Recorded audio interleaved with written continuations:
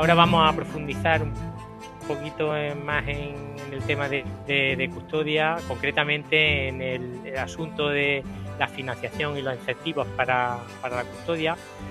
Para ello contamos con Fernando Martín Cobo, es director de la empresa Caminos y Ciencias, licenciado en Ciencias Ambientales y especialista en responsabilidad social corporativa, gestión de proyectos de sostenibilidad, desarrollo rural y huella de carbono.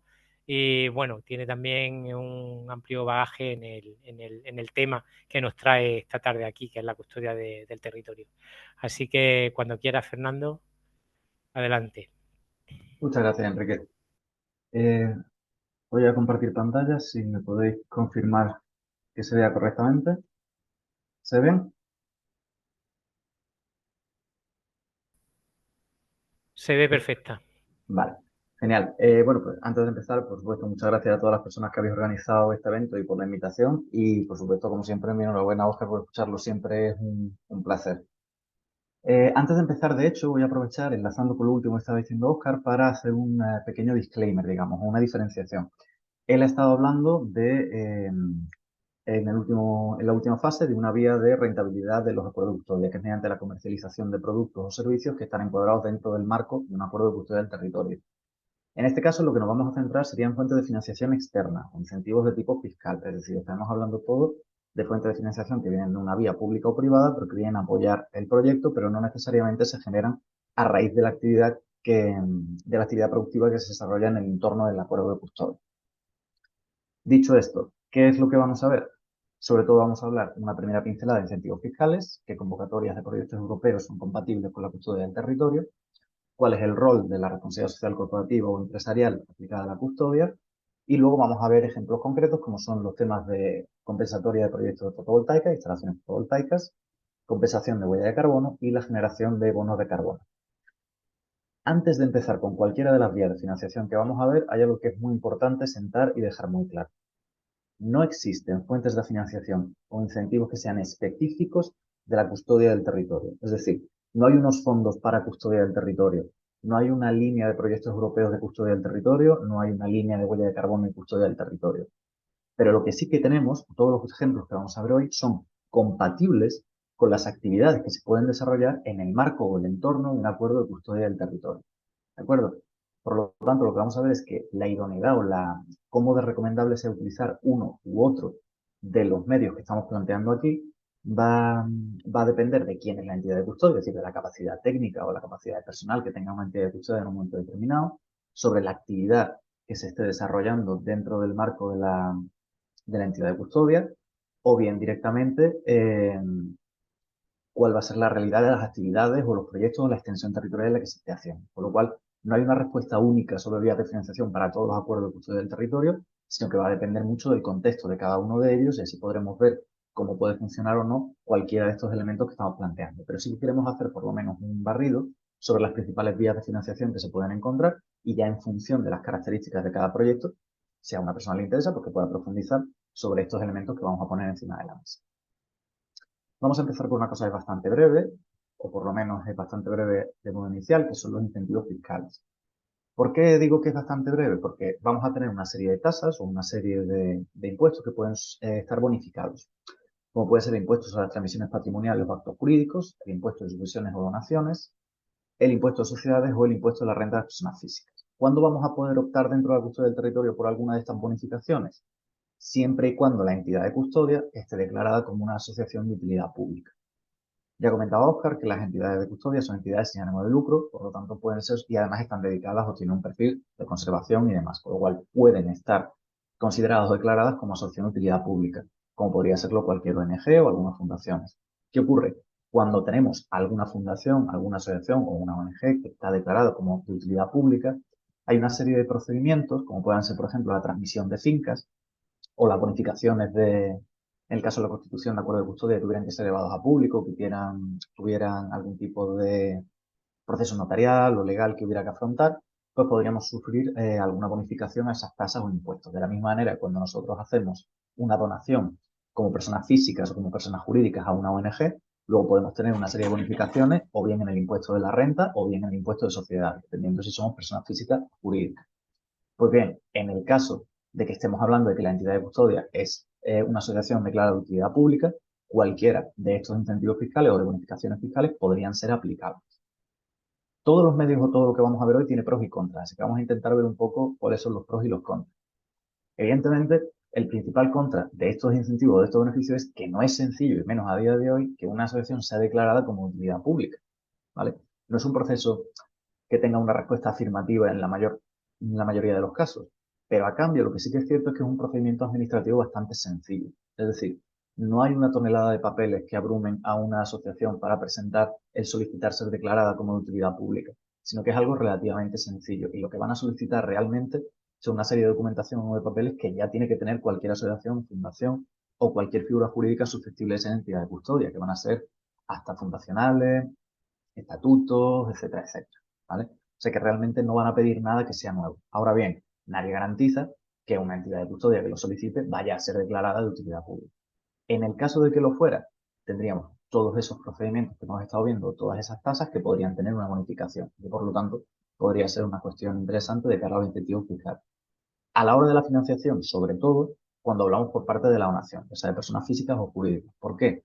Porque el hecho de que esa donación vaya asociada con una ventaja o una bonificación sobre el impuesto de sociedades o sobre el impuesto de la renta puede ser un extra a la hora de generar esa inversión. Especialmente en el caso de empresas. Si hablamos de empresas grandes o medianas o grandes, muchas veces ajustan su balance de beneficios y deciden donar una serie de cantidad a una entidad sin ánimo de lucro a cambio de poder obtener esta bonificación fiscal, de tal manera que luego se aplique una rebaja sobre el impuesto de sociedades que tenga que afrontar cuando termine el año fiscal. Pues esta sería una posible vía de obtener esa financiación. Vamos a pasar ahora a entrar dentro de una de las principales vías de financiación, especialmente financiación pública, que son los proyectos europeos. Cuando estamos hablando de convocatorias europeas, hay una serie de cuestiones en las que hay que detenerse, porque es importante. Lo primero que hay que tener en cuenta es que las convocatorias europeas determinan un marco de actuación. Un marco de actuación que va a depender del eje, del enfoque, de la estrategia o de cuáles sean las líneas principales de cada uno de los fondos que están disponibles. Cada convocatoria va a tener sus propias normas, es decir, en algunas se va a decir qué tipo de entidades pueden participar o pueden solicitar esos fondos, si puede ser una entidad solo, si tiene que ser un partenariado o un grupo compuesto por empresas o entidades de distinto tipo, si puede ser una entidad sin ánimo de lucro, si tiene que ser una fundación, si tiene que ser una entidad pública, si tiene que ser una entidad de investigación o de conservación. Cada convocatoria tiene sus propias normas y hay que ir a mirarlas. ¿Qué ocurre? No va a haber ningún fondo, ninguna convocatoria europea que reduzca, o sea, o que englobe la totalidad de un acuerdo de custodia del territorio. No hay una línea de proyectos europeos para custodia del territorio, pero sí se pueden adaptar muchas propuestas al marco de estas convocatorias, porque podemos tener proyectos que estén enfocados en ecoturismo, pero también podemos tener proyectos que tengan una variante que esté relacionada con métodos alternativos de producción ganadera o agrícola. O podemos tener proyectos de reforestación, o podemos tener proyectos de sumideros de carbono que tienen una vertiente de investigación. O podemos tener proyectos de desarrollo rural, de empleo verde, de empleo inclusivo, de ecoturismo, hay un montón de vías. O directamente de participación con redes de voluntariado.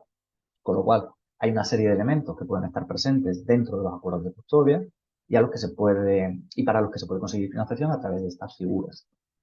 Teniendo en cuenta siempre que los programas se renuevan, es decir, tienen unos horizontes temporales de ejecución. Podemos tener un plan que tiene 4 años, 5 años, y cuando termina ese periodo se revisa y se relanzan las líneas. ¿A qué me refiero con esto? Que tampoco podemos pensar que por el hecho de haber conseguido una convocatoria de un fondo europeo concreto, eso va a ser una fuente de financiación que se pueda mantener a lo largo del tiempo sin variaciones. Esto es uno de los casos paradójicos con el típico ejemplo de la PAC, de la política del área comunitaria. La PAC durante unos periodos de tiempo puede subvencionar o financiar una serie de actividades que pasan los años, cambia la convocatoria y lo que antes estaba financiando ahora no se financia. Y se financian otras actividades que en su día podrían haber estado hasta penalizadas incluso. O sea, quiero decir, hay que tener en cuenta que esto no son cosas estáticas, cambian, son dinámicas y por lo tanto tenemos que entender que no hay nada asegurado. Y otra de las cosas muy importantes que hay que entender dentro de las convocatorias europeas es que la justificación de los proyectos es absolutamente fundamental. ¿A qué me refiero con la justificación?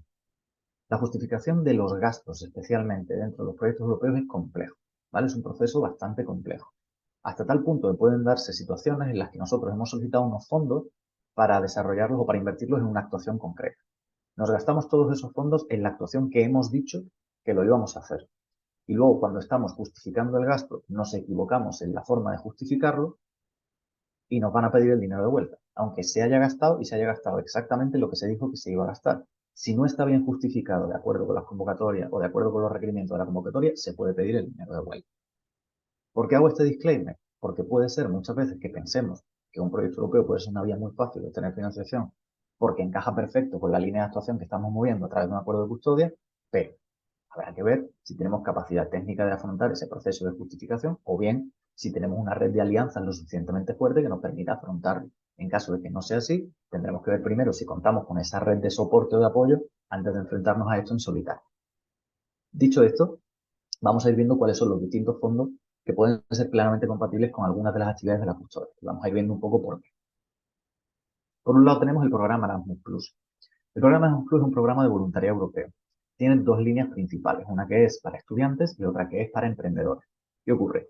Muchas veces lo que estamos planteando es que necesitamos actuaciones de voluntariado, porque las actuaciones de voluntariado pueden servir tanto para el impulso o, digamos, el tener el músculo necesario para desarrollar actividades que a lo mejor requieren una periodicidad o que requieren un primer momento de más manos o más colaboraciones, o bien directamente con el fin de visibilizar proyectos, de poner en valor las buenas experiencias o de intercambiar experiencias territoriales. Bueno, pues el programa Erasmus Plus lo que nos facilita es el acceso a una red voluntaria europeo en el que vamos a tener gente de todos los países que forman parte del proyecto, de algunos países invitados que a lo mejor no forman parte de la Unión Europea, pero sí colaboran dentro de estos programas de Erasmus Plus, que nos va a permitir ese intercambio de personas y que va a permitir que estén presentes en determinadas actividades o actuaciones. Como además tenemos líneas para estudiantes y tenemos líneas para emprendedores, también puede servir para poner en valor prácticas alternativas de uso y gestión de recursos naturales, digitalización del medio rural o cualquier otra práctica que haya servido o que se pueda impulsar a través del marco de actuación de un acuerdo de custodia. Cuando hablamos además de estudiantes, tengamos en cuenta que hay estudiantes de todo tipo, pero es que en los acuerdos de custodia del territorio puede haber disciplinas de muchísimos tipos. Hemos estado viendo ejemplos que tienen una dimensión de gestión de ecosistemas, pero también tienen una gestión de conservación de flora y fauna, de protección de la biodiversidad, de protección del patrimonio etnográfico, de gestión del suelo, de gestión de recursos. En fin, hay un montón de elementos que están presentes y que por lo tanto hay un montón de disciplinas científico-técnicas que pueden verse beneficiadas de participar en un acuerdo de custodia, aunque solo sea a través de una red de voluntariado. Disciplinas como ciencias ambientales, ingeniería agrónoma, biología, eh, ecología, en fin, cualquiera que se os ocurra. Por eso puede ser una vía muy importante o una vía bastante útil para apuntalar la pata de voluntariado. Por otro lado, tenemos el programa Horizonte Europa. Este es un programa que se enfoca en proyectos de investigación, con lo cual el foco está puesto todo el rato en proyectos de I+D+I. ¿Qué ocurre? Que tienen líneas específicas de financiación para proyectos que sean compatibles con la conservación y la gestión de los recursos naturales. Por su propia definición, necesitan que los líderes de estos proyectos sean entidades de investigación, como puede ser, por ejemplo, una universidad pública o privada. En España, la mayoría de las universidades que solicitan estos proyectos son públicos, o centros de investigación del CSIC. Pero se pueden apoyar en un partenariado, es decir, en un conjunto de entidades que se presentan juntas a estos proyectos. Suelen ser, de hecho, proyectos que tienen que ir varias entidades de varios países y de distinto tipo. De hecho, se suelen buscar en estos proyectos si tienen algún tipo de relación o en la medida de lo posible garantizar que haya representantes de investigación pública, empresas medianas, pequeñas, pymes, organizaciones sin ánimo de lucro, para intentar involucrar al mayor número posible de estamentos sociales en el desarrollo de estos proyectos. Con lo cual puede ser un momento dado un espacio interesante si tenemos en el marco de un acuerdo de custodia actividades relacionadas con proyectos piloto de investigación, ya sea de prácticas agroganaderas, de uso o conservación de especies endémicas, de gestión de la biodiversidad, de sumideros de carbono. Hay un montón de elementos, un montón de líneas relacionadas con la gestión de los recursos hídricos o cualquier otros elementos que podamos pensar, incluso mitigación del cambio climático, que se pueden poner en valor porque además muchas veces lo que nos hace falta es tener un espacio donde poder desarrollar unas prácticas o unas metodologías que permitan el salto de la teoría a la práctica. Claro, un acuerdo de custodia del territorio puede poner el terreno, el territorio, el espacio sobre el que desarrollar esas prácticas. Y si sirve además para monitorizar y controlar lo que se está haciendo a través de un proyecto de investigación con financiación externa, puede ser interesante en un momento determinado. Otra de las convocatorias interesantes son los fondos FEDER de cooperación territorial. ¿Por qué? Porque tienen líneas enfocadas, por ejemplo, a la innovación en pymes o a métodos a economías productivas bajas en carbono, desarrollo rural, empleo inclusivo y directamente turismo sostenible. Ya hemos visto antes toda la vertiente de turismo sostenible, como comentaba Oscar, ¿no? Lo bien que casaban el turismo sostenible o el ecoturismo con la custodia del territorio. Pues en este caso es una de las líneas que se impulsa directamente desde los fondos FEDER, con lo cual en un momento determinado nos puede servir para planificar o para difundir un acuerdo o directamente para conseguir la financiación que nos permita la infraestructura necesaria para echar a andar un proyecto, luego conseguir que poco a poco nos vayamos desligando de la necesidad de esa financiación gracias a las actuaciones de comercialización de productos o servicios como las que comentaba Oscar. Al final de lo que se trata es de que muchas veces la financiación externa nos puede servir para ese primer empujón o para abarcar más de lo que necesitamos, pero no podemos hacer tampoco dependientes permanentemente a los proyectos o al acuerdo de custodia de la financiación. La idea es que consigamos la infraestructura que nos permita andar. Era un poco lo que comentaba un ejemplo de Global Mature o varios proyectos que hay, por ejemplo, la SEO Life, comercialización con proyectos Live, que vamos a ver ahora, y comercialización de aceite dentro de manejos sostenibles de olivar. Al final, siempre conseguimos por un lado el empujón, pero por otro lado tenemos que ver cómo gestionarlo una vez que hayamos hecho uso o disposición de esa financiación, para intentar desligarlo de la necesidad de una inyección permanente de financiación externa. ¿Por qué el programa LIFE es muchas veces el primero que se piensa o el que está más vinculado con la custodia del territorio? Porque está centrado en la conservación de la biodiversidad, en la protección de especies y su entorno, y porque directamente desde el origen del programa LIFE aporta subvenciones o financiación a entidades sin ánimo de lucro, fundaciones, asociaciones, etc. Con lo cual, claro, ya por su propia definición casa muy bien con lo que es la definición de la custodia del territorio. Pero ya hemos visto que la custodia del territorio puede llevarse a cristalizar en proyectos de índole muy distintos, con lo cual no necesariamente todos los proyectos van a ser ideales para un programa live, podrían estar encuadrados mucho más en alguna de las otras líneas que hemos estado comentando. Dependerá del proyecto, dependerá de la realidad que tenga. Pero en este caso estamos viendo muchos programas live vinculados con custodia del territorio por eso, porque a priori es un marco de actuación que está muy relacionado con el marco de actuación de la custodia del territorio en genérico. Y entonces, a partir de ahí podemos ir estableciendo un caso, un proyecto con unas casuísticas concretas. Ya sea, por ejemplo, el tema de ecotourismo, comercialización de productos, el tema de olivares vivos, por ejemplo, que es la gestión sostenible del cultivo del olivar, etc. O sea, vamos a tener una serie de elementos que pueden servir para orquestar este tipo de proyectos de conservación. Por otro lado, también tenemos la política agraria comunitaria, que tiene líneas de financiación de proyectos que tengan el foco puesto en transmisión de conocimiento, gestión sostenible de los recursos, modelos productivos bajos en carbono y conservación de ecosistemas productivos. Volvemos a lo mismo, lo que comentaba yo al principio. La PAC además es una de las líneas de subvención europea o de financiación europea más cambiantes, porque hay que tener en cuenta que se hace siempre pensando en un sector tan complejo como es el sector agrícola y ganadero a todo nivel europeo, por lo cual es prácticamente imposible que tengamos una convocatoria de la PAC que sirva para dar respuesta a los problemas ganaderos de una región concreta, a los problemas de los agricultores de una región concreta. Por desgracia no funciona así, sino que lo que tenemos es un marco de actuación que hay veces que puede venir muy bien para una zona concreta y a 5 años quedarse fuera todo lo que se está desarrollando en ese espacio. Entonces, en un momento determinado, lo que nos podemos encontrar es que puede ser útil que algo que ya estemos haciendo se pueda apoyar en la PAC. Y esto en realidad es común para cualquiera de las líneas de financiación que estamos viendo públicas a través de proyectos europeos. No se trata de hacer un acuerdo de custodia que encaje dentro de una línea de financiación europea, sino tener un acuerdo de custodia que está funcionando y estar pendientes de si alguna de las líneas que ya desarrollamos dentro del acuerdo de custodia se puede apoyar dentro de la financiación de alguno de estos proyectos europeos. Y en caso de que sea así, como ya estamos trabajando sobre ello, es una de las líneas que queremos apoyar, podemos intentar solicitarla o establecer la red de contactos y alianzas que nos permita impulsarlo a través de esta financiación. Pero nunca generar el acuerdo de custodia pensando en adaptarlo a una línea de financiación. Es al revés. Es dentro de lo que ya estamos haciendo ver si algo es compatible.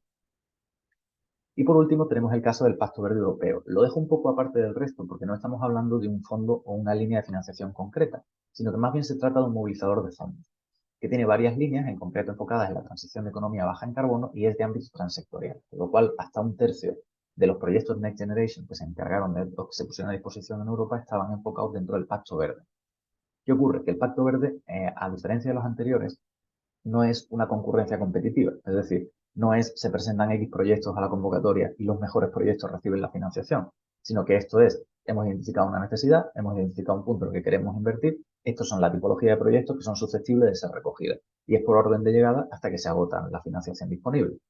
¿Eso qué hace? Que digamos que con el aprobado sea suficiente. Es decir, si el primero que llega tiene un 5, pasa para adelante. Pero si tiene un 10, va a pasar el número 2, no va a pasar por delante del primero que llegó que ya tenía un 5. Más o menos ese es el concepto. ¿Qué ocurre? Que es el claro ejemplo de lo que yo estaba diciendo antes. No da tiempo a montar un acuerdo de uso del territorio focalizado para aprovechar un fondo disponible a través del Pacto Verde. Lo que puede pasar es que algo que ya estemos haciendo de pronto sea compatible con algo de este tipo y digamos, ostras, pues vamos a presentarlo porque no perdemos nada. Por ejemplo, cuestiones relacionadas con agrovoltaica o con sustitución o renovación de material agroganadero o maquinaria agrícola, que en un momento determinado puede servir para decir, pues si tenemos unas prácticas de explotación sostenible, de pronto vemos que hay una línea de financiación que nos puede servir para cambiar el vehículo o uno de los vehículos que se esté utilizando por uno que es infinitamente menos contaminante, se puede aprovechar. Pero no estaríamos haciendo un acuerdo para aprovechar esa subvención o ese fondo, sino que ya tendríamos una oportunidad de aprovecharlo porque estamos trabajando en eso. ¿Qué ocurre con todos los fondos europeos y con todos los fondos públicos en general, pero con los europeos pasa mucho? Que tenemos que tener en cuenta que las convocatorias tienen un nivel de complejidad técnico y administrativo alto, bastante alto, ¿vale? Y además no van a abarcar la totalidad de nuestro proyecto, la totalidad de las actuaciones que se desarrollan dentro del acuerdo de custodia del territorio, por lo cual tenemos que tener en cuenta que puede ser un apoyo, pero no nos va a solucionar la papeleta íntegra. Y sobre todo, que podemos morir de éxito pidiendo una financiación europea porque no sepamos capaces de gestionar lo que se nos viene encima. Por lo cual hay que estar muy seguros de si estamos en condiciones de afrontar esto como entidad de custodia o si necesitamos generar primero una red de colaboración previa a esto. ¿Qué ocurre? Que hay una red de colaboración que existe. Hay muchas fundaciones, hay muchas entidades, hay incluso consultoras específicas que están especializadas en proyectos europeos y que pueden aportar ese soporte en un momento determinado. Pero no pensemos que es algo sencillo.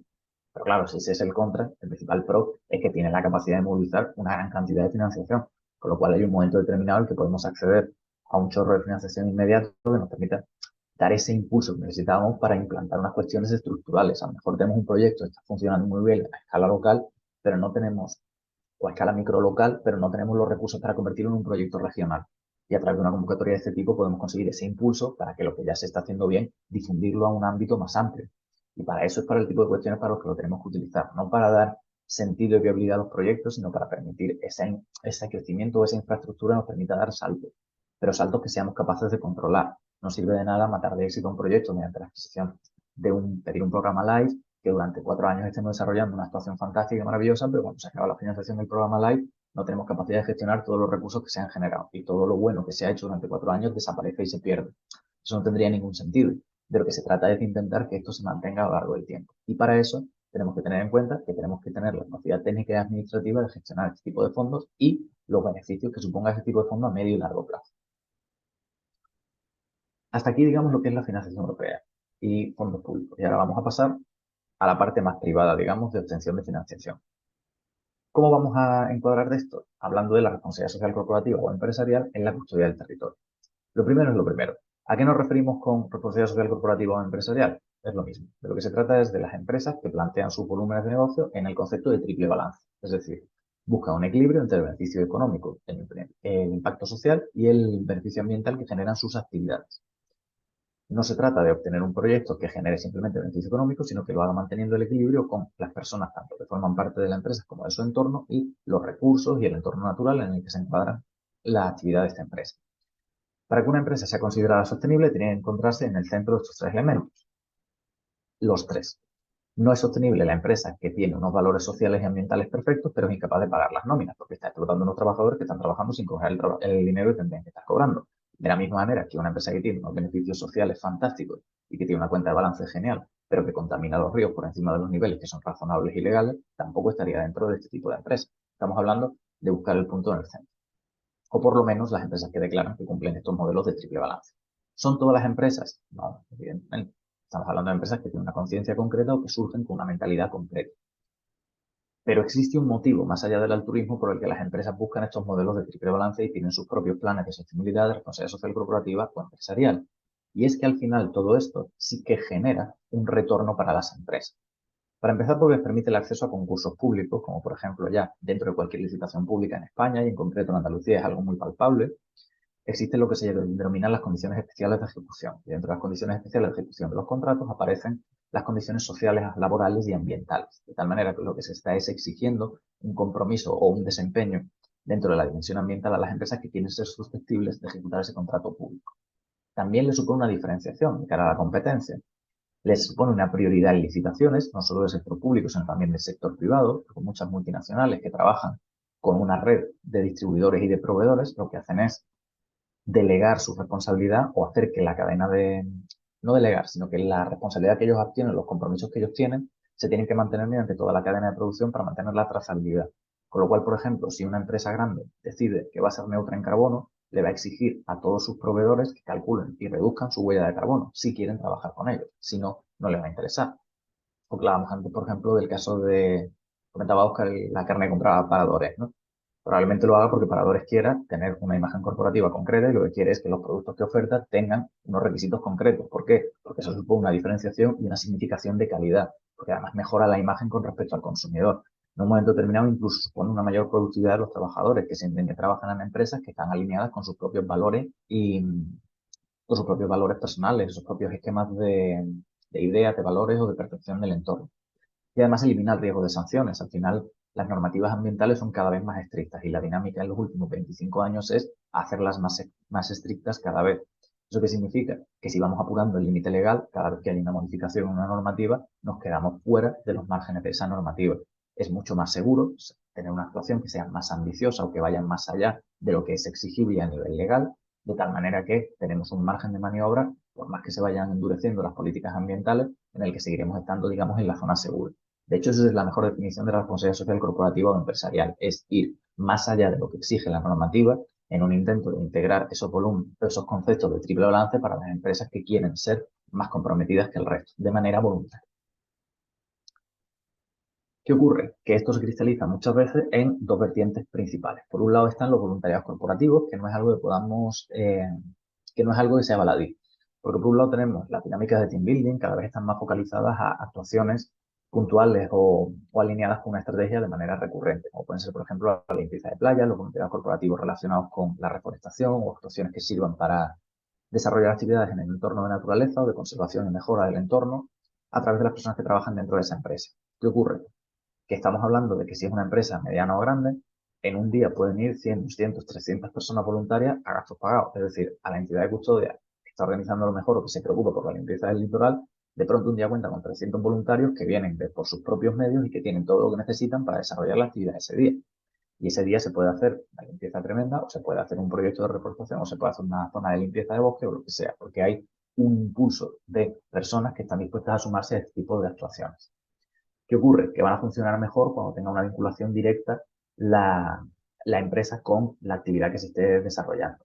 O sea, por ejemplo, si estamos hablando de Iberdrola, que está relacionada con energías renovables, pues todo lo que tenga que ver con planes de reforestación, tema de energía limpia, etcétera, sea más sencillo. Si estamos hablando de empresas relacionadas con el deporte activo y de naturaleza, pues tendrá más que ver con las zonas de entorno de montaña. De eso es de lo que se trata. Por otro lado, ¿qué tenemos? También tenemos la vía de la financiación directa de proyectos. Pero para esto hay que tener en cuenta una cosa, las empresas no son bancos, ni son fundaciones, ni están para hacer donaciones. Por lo cual, si lo que pretendemos es que una empresa privada financie directamente una actividad, lo primero tiene que ser una causa que esté vinculada con la organización. Es decir, tiene que estar alineada con la misión y los valores que tiene, o con los compromisos ambientales que ha adquirido esa propia empresa. De tal manera que si una empresa ha dicho, como por ejemplo IKEA, que tiene un compromiso muy fuerte con la economía circular y con la gestión sostenible de los recursos forestales, si un proyecto que Custodia del Territorio pasa por obtener la certificación FSC o alguna otra certificación relacionada con la gestión sostenible de los recursos forestales, puede interesarle a IKEA por dos motivos. En primer lugar, porque va alineado con su compromiso en la gestión de los recursos forestales, y en segundo lugar, porque puede ser encontrar un nuevo proveedor, porque IKEA solo trabaja con proveedores que tengan un sello FSC. Ahí estaremos hablando de un proyecto que podría estar alineado con los intereses de una empresa, con lo cual podría ser susceptible de esto. ¿Qué ocurre? Que las empresas también buscan que sean proyectos con proyección de futuro, que tengan la posibilidad de ser escalables. Es decir, si una empresa se va a vincular con un proyecto aportando financiación, evidentemente va a querer que se reconozca la labor que hacen financiando esa labor. Y van a querer que sea un proceso que pueda ser escalable, que cada año se pueda continuar y que sea algo que no sea aportaciones de una vez y que se pierda, sino que el retorno que obtiene esa empresa sea perdurable a lo largo del tiempo. Cuando hablo de retorno no me refiero a un retorno financiero, es decir, no es un préstamo, pero sí que existen muchos retornos que son intangibles que a la empresa le van a resultar muy potentes, como puedan ser campañas de poner en valor lo que han estado haciendo, que es una mejora de reputación, obtención de nuevos proveedores, acceso a nuevos mercados, hay toda una línea, o toda una red de servicios o de retornos de intangibles que pueden ser interesantes para una empresa en un momento determinado. Pero tenemos que tener en cuenta que cuando vamos a pedir financiación para este tipo de proyectos, tienen que estar vinculados con este tipo de empresas. De la misma manera que estamos hablando cuando se plantean proyectos de agrovoltaica o de compatibilidad de métodos de agricultura y métodos de producción de energía renovable, ¿a quién habrá que ir? Pues a empresas que trabajan con energía renovable. Esto es a lo que me vengo a referir. Si estamos hablando de proyectos que son sobre mejora de los recursos hídricos y modelos de acuerdo de custodia que buscan promover métodos tradicionales o alternativos de gestión de los recursos hídricos en el ámbito agroganadero, pues tenemos que ir a empresas que gestionen el recurso hídrico. Será nuestro target para buscar este tipo de financiación para este tipo de proyectos y convertirlo como en espacios pilotos de algo que puedan sacar, entre comillas, sacar de hecho esas empresas a medio y largo plazo. ¿Qué ocurre? Que para que una empresa tenga o le resulte atractivo este proyecto, pues estamos hablando de eso, tiene que haber ese retorno. Ese retorno puede ser intangible. Eso implica que hay que pensar o que hay que dar con la empresa apropiada. O, ojo, también implica que puede haber una empresa que esté interesada, pero que no quiera la entidad de custodia trabajar con esa empresa. Eso también es una posibilidad, ¿de acuerdo? Al final la entidad de custodia tiene la capacidad de decidir con quién quiere trabajar y con quién no, porque al final le está recibiendo financiación de una entidad y perfectamente dentro de una entidad de custodia, que además pertenece al movimiento asociativo, se puede tomar la decisión de no querer trabajar con una empresa o que llegue una empresa que ofrece financiación, pero que suponga un debate porque no se quiere aceptar a priori o porque haya por lo menos que plantear si está dispuesta la entidad de custodia a colaborar o no con esa entidad.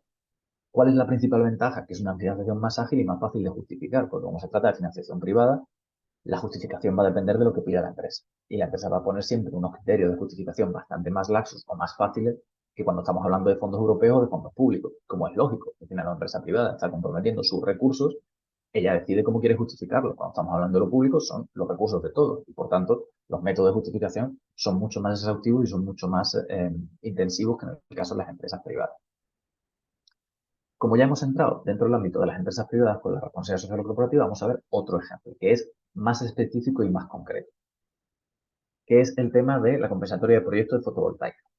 ¿Por qué lo vamos a mencionar específicamente? Porque es uno de los sectores que está más en auge actualmente. Y además, los planes de compensatoria es un requisito legal que se le pide a las promotoras de proyectos de fotovoltaica previo a la aprobación del proyecto. Es decir, antes o para que se le dé la autorización de la instalación de una planta fotovoltaica, la promotora tiene que tener tanto las autorizaciones ambientales del espacio donde quiere instalar esa planta, como la aprobación del plan de compensatoria que va a hacer de los efectos negativos en la superficie del medio ambiente que pueda tener esa misma planta. Y por supuesto, va con la aprobación de los titulares de la finca, tanto donde se va a hacer la instalación de la planta fotovoltaica como de la finca donde se van a desarrollar las medidas compensatorias. Con lo cual ya estamos hablando de que a priori hablamos de un acuerdo entre una parte y un propietario para desarrollar actuaciones de conservación dentro de un entorno. ¿Qué ocurre? Si incorporamos a esos elementos la figura de una entidad de custodia que vele por el cumplimiento de unos objetivos, tendríamos perfectamente esa molécula de la que hablaba Oscar al principio. ¿En qué consiste los proyectos compensatorios? Es la obligatoriedad legal de la misma superficie que va a ocupar la planta fotovoltaica desarrollar acciones de compensación. Es decir, si instalamos una planta fotovoltaica en 25 hectáreas, tenemos que presentar también un plan de compensación en 25 hectáreas. ¿Y qué son esos planes de compensación? Pues son una serie de actuaciones enfocadas a la conservación y la biodiversidad. La mayoría de ellas en España hasta ahora van enfocadas en temas de aves esteparias. Y lo ideal es que sean en zonas cercanas a las instalaciones, pero no es obligatorio. Es decir, también se puede dar los proyectos compensatorios en una zona que esté más alejada donde está instalada la planta fotovoltaica. Aunque lo ideal, ya digo, es que estén cerca. Pero ¿qué es lo más interesante de esto? Que va asociado a una retribución por hectárea y año por parte de la promotora, que suele ser de en torno a 500 euros por hectárea y año. De tal manera que se puede mantener una financiación que sirva para velar por el cumplimiento de esas actuaciones de conservación de la biodiversidad. A cambio, va a haber que hacer un plan de seguimiento y control porque todos los datos y la garantía de que se están haciendo las actuaciones que se dicen que se están haciendo, hay que hacérselas llegar a la promotora, de tal manera que pueda justificar que las medidas compensatorias realmente se están haciendo. ¿Qué ocurre? Que esto, por supuesto, tal como lo estamos planteando, tiene a priori una gran ventaja y un inconveniente. El inconveniente es que es un compromiso a medio y largo plazo y que además implica el seguimiento de medidas de control intensivas, porque vamos a tener que justificar que las medidas se están poniendo en marcha y los proyectos de compensatoria tienen una duración de entre 25 y 30 años, por lo cual estamos hablando de que durante 25 o 30 años hay que estar recopilando datos y velando porque las medidas de conservación estén funcionando y se estén aplicando de manera correcta. Pero a cambio, estamos hablando de que es una fuente de financiación recurrente de manera anual, porque durante los 25 años que dure o 30 años que dure el proyecto de conservación, hay una retribución de 500 euros por hectárea y año, con lo cual puede servir como una vía de financiación para las actuaciones que allí se estén desarrollando, o para las actuaciones que estén enmarcadas dentro del acuerdo de custodia que funciona dentro de ese espacio. Y puede servir en un momento determinado para desarrollar esas acciones de conservación de la biodiversidad, para desarrollar acciones de mejora del entorno, planes de reforestación, es decir, educación ambiental. Hay un montón de actividades que se podrían encuadrar dentro de este tipo de proyectos gracias a la financiación que establece. Además, otro elemento interesante es tener en cuenta que muchas veces en aquellos espacios donde la administración deniega la autorización para los planes de compensatoria, para la instalación de planes fotovoltaicos, lo deniega porque son espacios que tienen unos índices de biodiversidad altos. Con lo cual, en los sitios donde no se deja instalar las plantas fotovoltaicas, pueden ser sitios perfectos para hacer las medidas compensatorias, porque ya a priori tienen unos buenos índices de calidad ambiental que podrían ser todavía mejores. y parte de la base de que tenemos un propietario o propietaria que estaba interesado en cerrar un acuerdo con una fotovoltaica. Con lo cual, a lo mejor, en vez de instalar la planta allí, lo que se puede es instalar las medidas compensatorias allí. En este caso, la entidad de custodia que puede ejercer un rol intermediario muy bueno entre las promotoras y los posibles propietarios interesados en esto para desarrollar y hacer la parte de seguimiento y control de las medidas de conservación de fauna de estos espacios. En un momento determinado, pues es una posible vía interesante de obtención de financiación. Pero recordemos, es un compromiso a largo plazo. También la entidad de custodia tiene que plantearse si está en condiciones o tiene la capacidad de afrontar este compromiso. En el caso de que la respuesta sea que no, mejor dejarlo pasar. Pero ahora mismo además es uno de los sectores que está más demandado porque hay un boom de las instalaciones fotovoltaicas y es un hecho que podemos ver yendo por cualquier carretera y mirando alrededor. Por otro lado tenemos la huella de carbono. ¿Qué es la huella de carbono? Es un proceso obligatorio a día de hoy ya para grandes empresas y voluntario para las empresas medianas y pequeñas. ¿Por qué lo hacen aquellas empresas que no lo consideran obligatorio? Porque supone una ventaja en contratos y licitaciones y una mejora de la reputación corporativa. Es un proceso estandarizado, que lo que se basa es, mediante una metodología que es la implementación de una calculadora de huella de carbono, lo que hacemos es medir las emisiones de CO2 equivalentes, es decir, si hay varios gases que son de efecto invernadero, pero el más común es CO2. Vale, pues vamos a hacer mediante la aplicación de una serie de fórmulas, la equivalencia a CO2 de cuánto CO2 emite la actividad productiva de una empresa de producto o servicio, la que sea. Puede ser para cualquier entidad, se puede calcular para cualquier tipo de producto, o para cualquier tipo de servicio, o para cualquier tipo de empresa o organización. Se hace el cálculo mediante la implantación de estas calculadoras y obtenemos una cifra, que es una cifra de emisiones, que se establece en toneladas de CO2 equivalentes. Entonces, imaginaos que una empresa hace su calculadora y dice, vale, pues hemos calculado que emitimos 5 toneladas de CO2 al año. Ese plan o ese cálculo va acompañado de un plan de reducción que dice, ahora mismo emitimos 5 y mediante este plan esperamos emitir 4. Al año siguiente se vuelve a hacer el proceso de cálculo y si efectivamente se ha implementado ese plan de reducción y hemos pasado de 5 a 4, se consigue en este sello que veis en la pantalla, ¿ves? Que tenéis el sello como esa cinta, ese círculo que se va rellenando. Una primera fase de cálculo, otra fase de reducción. Si esa empresa efectivamente demuestra que lo ha reducido con respecto al año anterior, obtiene el sello de reducción. Y falta el último, que es el de compensación. ¿Para qué sirve el de compensación? Sirve para convertirse en una empresa neutra en carbono. Y es todas aquellas emisiones que no somos capaces de reducir, compensarlas. Por desgracia, no existe proyecto o proceso que genere cero emisiones. Cualquier actividad humana que implique la extracción o la transformación de los recursos o la prestación de un servicio va a suponer que tiene un impacto negativo externo, una externalidad ambiental negativa. Mayor o menor, y evidentemente están los procesos de eficiencia para reducirlo lo máximo posible, pero seguimos teniendo una parte que no vamos a poder reducir. Ahí es donde entra la figura de compensación. ¿Y cuál es la principal vía de compensación a día de hoy? La reforestación. Por lo cual, proyectos de reforestación pueden ser interesantes como una vía de compensación para las empresas que quieren ser declaradas como neutras en carbono. Como estos procesos están estandarizados, al final lo que se hacen es plataformas de registro, tanto para la calculadora de la huella como para la calculadora de la compensación de las emisiones. Aquí tenéis dos ejemplos. Arriba tenéis un ejemplo de la captura de la calculadora del ministerio sobre las emisiones, donde tú identificas, por ejemplo, en este caso estamos hablando del tipo de combustible de los vehículos que sean titularidad de la empresa. Pues aquí tenemos, por ejemplo, ponemos el edificio, el tipo de combustible, el edificio de la sede que están calderas, motores, lo que fuere. Entonces, hablamos, por ejemplo, de una fábrica, pues vamos a identificar dónde está, qué tipo de combustible utiliza y al final obtendremos unos datos sobre las emisiones que genera. Y cuando estamos hablando de los proyectos compensatorios, lo que tenemos es una calculadora como la de abajo, en la que lo que hacemos es una serie de inputs que tenemos que introducir y otra serie de elementos que son fórmulas o estimaciones, de tal manera que al final podemos saber más o menos cuántas especies necesitaríamos, cuántos árboles o individuos necesitaríamos para compensar esa huella de carbono. Entonces, al final, de lo que se trata es que podemos calcular qué incidencia de reforestación o cuántas hectáreas tenemos que reforestar para compensar la huella de carbono de una empresa. Toda aquella empresa que quiere ser neutra en carbono financia proyectos de reforestación o una de las vías que tiene para ser neutra en carbono es la financiación de estos proyectos de reforestación. Yo sé que todo esto es complejo, por eso voy a terminar para poder pasar a las dudas porque entiendo que todos estos procesos no son sencillos. Pero hay que tener en cuenta que para la mayoría de las empresas sigue siendo voluntario. No obstante, las grandes empresas tienen grandes cantidades de CO2 que compensar.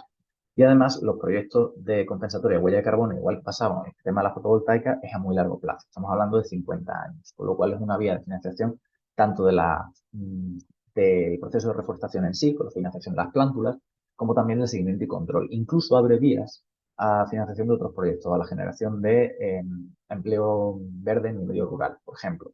La mayoría de las empresas grandes que reforestan grandes extensiones de terreno para compensar huella de carbono lo que hacen es que lo suelen hacer el seguimiento mediante drones, de tal manera que mediante la imagen de los drones se puede calcular la masa forestal que se está yendo de año a año, o las plantas que han sobrevivido, o cómo va evolucionando, para introducirlo en esa calculadora que estábamos viendo.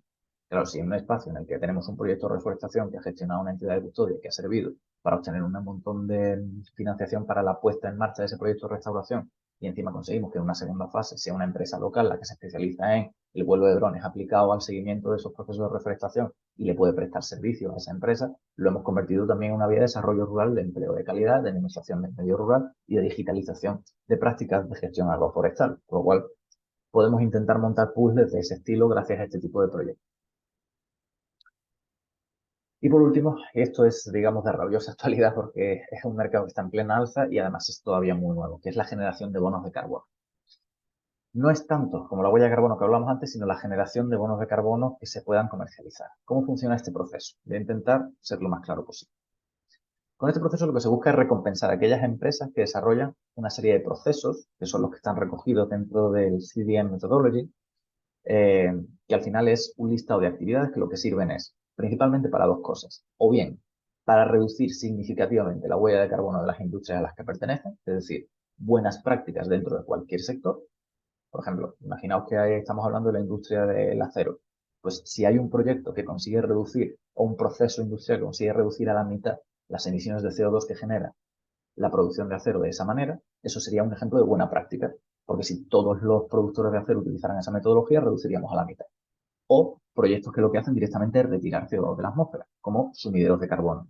Sumideros de carbono como pueden ser por gestión de suelos, por métodos de gestión de masa forestal, gestión de biodiversidad, reforestación, etc. Todos esos elementos que están recogidos ahí, lo que se está diciendo es, si tenemos una actividad de este tipo, es susceptible de generar un bono de carbono, como una recompensa a esa buena práctica.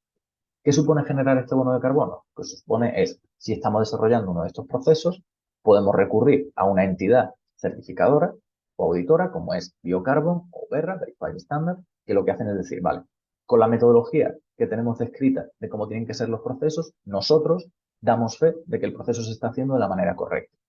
Y esto genera un bono de este tipo. Y ese bono se puede subir a un mercado, como por ejemplo el que tenéis abajo de Corsair, que es un mercado donde se comercializan esos bonos de emisión. Este mercado en concreto es para el sector de la aeronáutica, que es uno de los que tiene más huella de carbono que compensar. Luego, en ese fondo, lo que hay son empresas de aeronáutica o empresas o compañías aéreas que lo que buscan es compensar sus emisiones. Por lo tanto, lo que hacen es comprar esos bonos. Y pasa a funcionar como un activo financiero más. Es decir, es un bono donde se puede comprar o bien para compensar tu propia actividad o bien lo puede comprar otra empresa intermediaria que lo que hace es mover los bonos a disposición, que se convierte en un activo financiero como cualquier otro. Pero al final, ¿en qué consiste esto? En coger una buena práctica o algo que se estaba haciendo y que tú ya estás haciendo como parte de tu proceso industrial y darle la opción de capitalizar esa inversión que se ha hecho mediante la generación de un bono. Es decir, al margen de los beneficios que tú tengas por la actividad que tú desarrolles, el producto o servicio que tú vendas, de manera paralela a eso, puedes generar un bono que te va a servir para un ingreso extra y que te puede servir para comercializar ese bono. Ahora bien, esto tiene ventajas e inconvenientes. Es un proceso que, como estáis imaginando, requiere de un acompañamiento y está sujeto al mismo riesgo que cualquier otro producto del mercado financiero. Aquí tenéis dos ejemplos de certificación que yo os he puesto, Biocarbon y Verra. Dependiendo de cómo el mercado perciba estos, valdrán más o menos. Había un bono que estaba muy bien considerado hasta que se descubrió que uno de los proyectos que decían que estaban haciendo eran falsos. En el momento en que se descubrió que algunos de los procesos que decían de reforestación no existían, el valor de ese bono de carbono se desplomó porque pasó a valer cero, porque lo que decían que se estaba haciendo no se hacía. Entonces, cuanto mejor percibido esté, porque más exhaustivo, más controlado y más trazabilidad tenga el bono que se genere, más estabilidad tendrá en ese mercado. ¿Qué ocurre? Que es un sector que está en pleno auge, porque es tan reciente como desde finales del año pasado, es cuando empezó a moverse todo esto. La bolsa de Frankfurt de comercialización voluntaria de bonos verdes se abrió hace menos de 2 meses. Hay una serie de elementos que están en marcha ahora mismo, pero es un sector emergente, con lo cual hay un momento en el que es interesante para determinadas empresas, para determinados productos, la generación y sobre todo la comercialización de estos bonos. No es algo que se pueda hacer en solitario, pero es algo que puede ser interesante en un momento determinado. Es un poco lo mismo que estábamos viendo antes con el tema de la huella de carbono. Es algo que, si estamos haciendo una actividad compatible con una necesidad, se puede dar salida a esa necesidad. Pero es un proceso complejo, ¿vale? No es una cosa sencilla ni es algo que se pueda solucionar de la noche a la mañana. Sin embargo, sí que es una forma que se ha buscado desde el impulso tanto de bueno, de hecho el estándar es de la Unión Europea, o sea, de la ONU. El estándar con tipo de actividades es de la ONU y luego está revisado por cada una de la Unión Europea, por cada una de estas entidades de certificación y demás. Pero al final lo que se busca es una forma de decir, obligar por sanciones es una cosa y otra forma que podemos hacer de incentivar modelos de transición bajos en carbono es recompensar mediante la posibilidad de generación de estos bonos a aquellas empresas que lo hacen significativamente mejor que las otras. Entonces, al final de lo que se trata es que aquellas entidades o aquellas actividades que son significativamente mejor que otras tengan la opción de generar un producto financiero que les permita un extra de financiación o conseguir unos beneficios extra aparte de la propia actividad que genera. Dicho esto, creo que os podéis hacer una idea de que una de las cosas fundamentales de lo que estamos viendo es que no todas las opciones de financiación son apropiadas para todos los proyectos, en absoluto. Va a depender de la escala del proyecto, de las actividades del proyecto, del marco temporal del proyecto, de cuál es la entidad de custodia, la capacidad técnica, administrativa, en fin, va a depender de muchísimos factores. Aquí hemos intentado hacer un barrido lo más completo posible para dar respuesta a todas las soluciones posibles. Pero eso no significa que tenga que serviros todas. Además, no tiene por qué serviros ninguna, o a lo mejor solo una de las que hemos visto. Y también hay que entender que es necesaria una red de personas, de empresas colaboradoras o de entidades, porque al final necesitamos alianzas o necesitamos una red que nos permita acceder a esta fuente de financiación de una manera lo más eficiente posible. Al final, de lo que queremos, lo que se trata aquí es de utilizar el dinero para que llegue a lo que haga falta. Y a lo que hace falta es apuntalar cuestiones de conservación, mejorar el entorno, la biodiversidad, captar más gente, hacer que los productos, o sea, hacer que los proyectos de custodia del territorio se expandan y conseguir una mejora del entorno. Al final, ahí es donde va la financiación de los proyectos. Lo que queremos es financiación para hacer más y mejor. Al final, esto se trata de utilizar las cartas que tenemos sobre la mesa para atraer financiación, pero siempre teniendo en mente que el objetivo es ese, la mejora del entorno, la conservación, la mejora de la renovación del entorno rural, la fijación de población que genera oportunidades dentro del entorno rural, desarrollo rural, etc. También hay que tener en cuenta que cuando nosotros estamos pidiendo financiación, ya sea pública o privada, vamos a requerir de medidas de seguimiento y control. Alguien está dando su dinero. Alguien va a preguntar qué pasa con su dinero, si realmente se está destinando a lo que se dice que se está destinando o no. Y por regla general es más exhaustiva la pública que la privada en cuanto a la justificación de los fondos disponibles.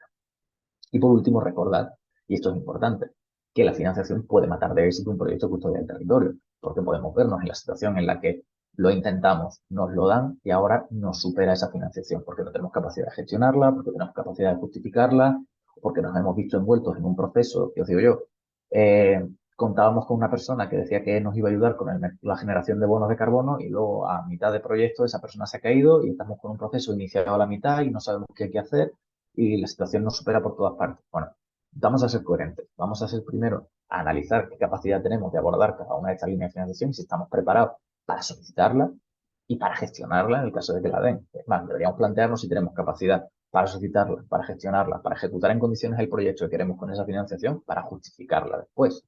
Si la respuesta es sí a todo, entonces podemos plantearnos cualquiera de estas vías, partiendo de la base además de que tampoco nos garantiza nadie el éxito. Es decir, el proceso de solicitud de cualquiera o de intento de solicitud de cualquiera de estas vías de financiación es complejo, va a requerir tiempo, va a requerir esfuerzo y nos la estamos jugando. Nadie nos lo garantiza. Entonces, seamos conscientes de que si estamos buscando un trabajo, esto va a generar un trabajo extra y si no tenemos un apoyo o una red que sea capaz de afrontarlo, tendremos que plantearnos si a lo mejor es el momento o si nos conviene esperar. Dicho esto, sé que he dicho muchas cosas muy rápido, así que prefiero dejar un poco de tiempo para resolver dudas y nada, pues ahí tenéis nuestro contacto y nuestra web por si necesitáis algún tipo de asesoramiento extra o que os cuente algo con más detalle. Bueno, muchas gracias, Fernando, por la exposición eh, eh, pues tan clarita que nos ha hecho de un tema complejo. ¿Eh? Está claro que la custodia del territorio, tanto en lo que pueda ser la agregación de actores como la fórmula de financiación, es múltiple. Cada proyecto, pues, un mundo, ¿no? Totalmente.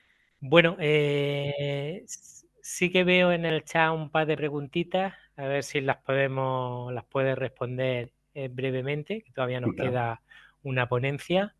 Hay una, que es un caso práctico que te ponen.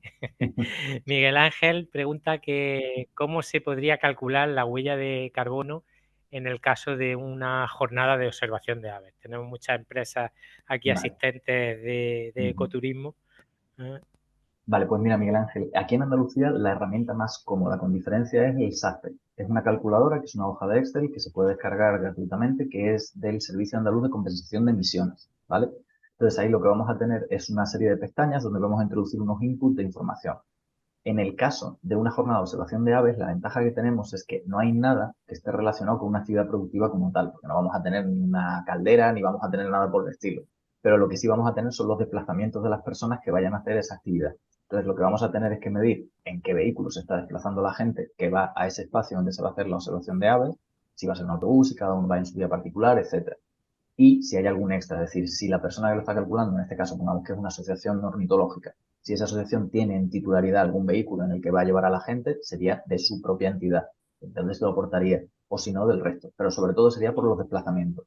Habría que sumar los kilómetros en base al tipo de vehículo que es, eso te lo puede dar el dato de la calculadora, y así se podría calcular cuáles son la huella de carbono de ese evento.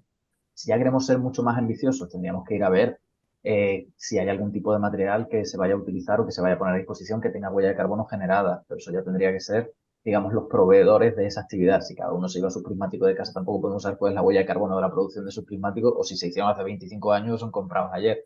Pero en el caso de los eventos, casi siempre se suele hacer con eso. Los eventos suelen depender de dos cosas: el transporte de la gente para los eventos y, en el caso de que exista, el gasto energético, la luz o etcétera. Y ahí lo que se haría sería, en el caso de que tuviera un gasto de luz, ver con qué empresa es, cuánto se ha consumido y qué tipo de fuente de energía tiene esa empresa: ¿es renovable, es no renovable, etcétera? Todo eso se puede calcular con una serie de pestañas, de tal manera que nosotros seleccionamos las opciones igual que el vehículo. Al final lo que te dicen es tipo de vehículo, tipo de combustible, kilómetros, y te hace directamente el cálculo. Y con la suma de eso tendríamos el cálculo de la huella de carbono de esa jornada de observación de aves. Perfecto, yo creo que ha quedado contestada. Formulamos la última preguntita Ujú. antes de pasar a la siguiente Sí, claro. ponencia. Una pregunta de Belén Ujú. que nos dice, las medidas compensatorias por la instalación de, bueno, que se refiere a medidas compensatorias por la instalación de plantas Ujú. fotovoltaicas, ¿admitirían revisión en los seguimientos? Al ser medida a largo plazo, por eso le asalta la duda, comenta. Sí, no solo las incluyen, sino que es obligatorio que las contemplen. Es decir, las medidas compensatorias van de la mano de que cada año la empresa que las ha implantado tiene que presentar un informe a la administración de cómo van evolucionando. Es decir, hay un seguimiento que no solo es de la entidad de custodia hacia los promotores, sino que también la administración supervisa durante la duración del proyecto que se cumplan esas medidas que están establecidas. De hecho, por ejemplo, ya se están empezando, como ya llevamos un tiempo, ya se están haciendo más cosas, cada vez hay más empresas o promotoras que directamente están planteando actividades más ambiciosas todavía de reforestación o de compensatoria, es decir, que sean más beneficiosas para el medio o que sean más apropiadas para el entorno en el que se están haciendo. Porque como es un proceso de ensayo-error, estamos en esa fase de ir con modificaciones para que sea lo mejor posible. Pero sí, hay una revisión, es una revisión periódica, se cambian los criterios y se revisan para que se garantice que la función de conservación del entorno y de la biodiversidad se cumpla.